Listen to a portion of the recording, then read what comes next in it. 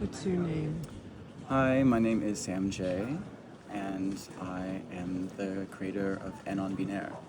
How long has it been in existence? I started developing J Anobinaaire almost exactly 2 years ago, but we launched our first collection in March during Paris Fashion Week. So in existence, about 6 months, 8 months, something like that. And you're wearing your shirt. Yes, I'm wearing one of our looks from the first collection. Can you stand up so we can see the shorts Of course, too? I'll do a little twirl. Okay.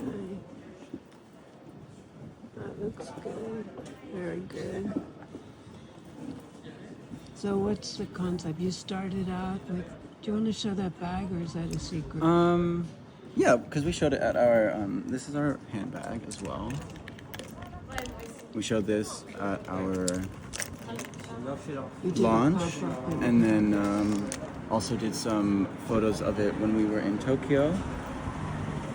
But yeah, the concept behind J Anobinaaire is originally I just came from the art world, and I had a very explicit approach to using fashion within my artwork and using a lot of like branding within that and storytelling. But I felt that through artwork, the messaging was often lost, and in a way that when creating it as a fashion product rather than an art product, people can engage with it more easily, and it's more playful, and putting on a gown is a lot more different than looking at a painting or engaging with the sculpture.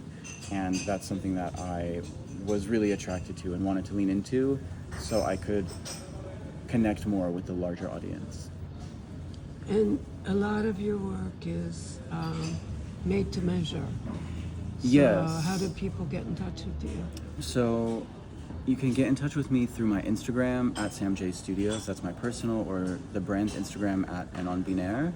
And also our website, anonbinaire.com, has all of our pieces from the first collection.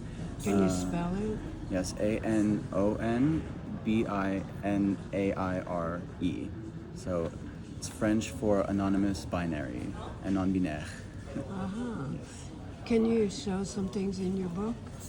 Yeah, so I have my lookbook here, which showcases some of the pieces in our first collection,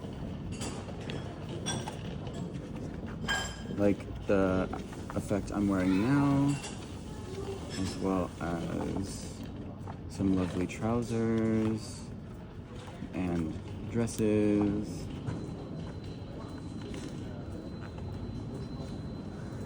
And the bag is produced in Italy. Where are the clothes produced?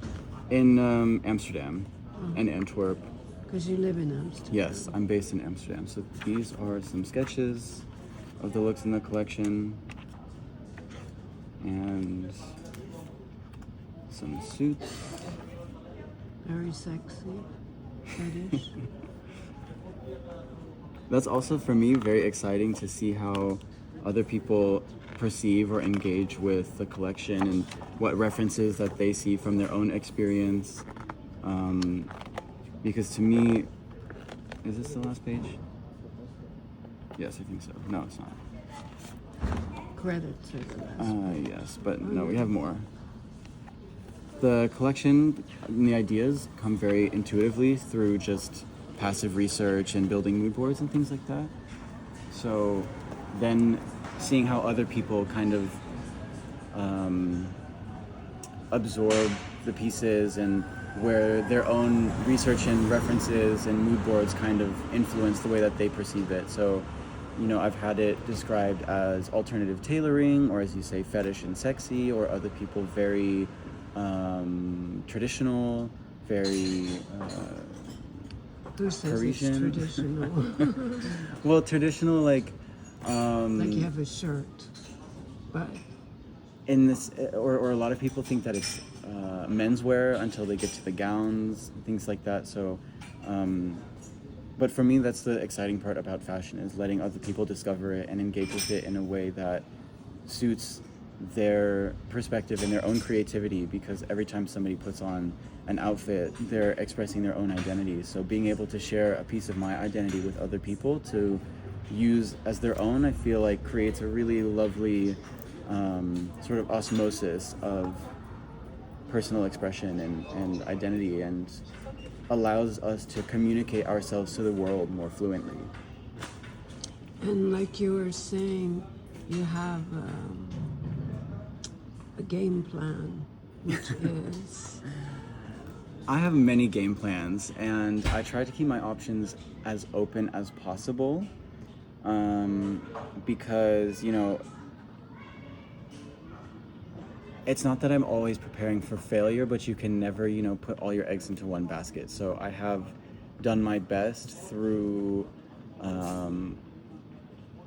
all of the different avenues that are accessible to me to make sure that I'm leveraging what makes me and my own perspective and my brand unique. So, for example, I travel a lot, and so being able to network with boutiques in many different markets and have a global reach at a sort of retail scale is very important. And I've had the opportunity to network with boutiques and retailers here in Paris, or also in Amsterdam or Tokyo or the Middle East or in LA, and gaining the information of what consumers are looking for and how I can use that as a design framework when making decisions in my future projects and collections, and knowing where certain pieces may or may not succeed in different markets, I think is very, very valuable, not only when designing clothes, but also for operating a business, because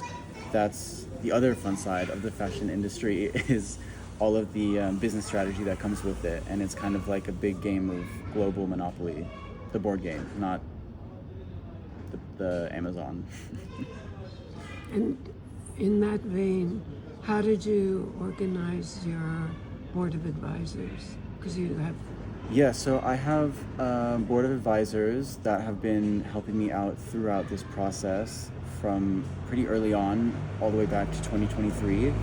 And I have to give a lot of credit to my work as an artist before that, because in the art world you meet a lot of different people that come from different backgrounds and have different expertise, operating their own brands or own companies, such as art galleries, or managing investment funds or operating auctions.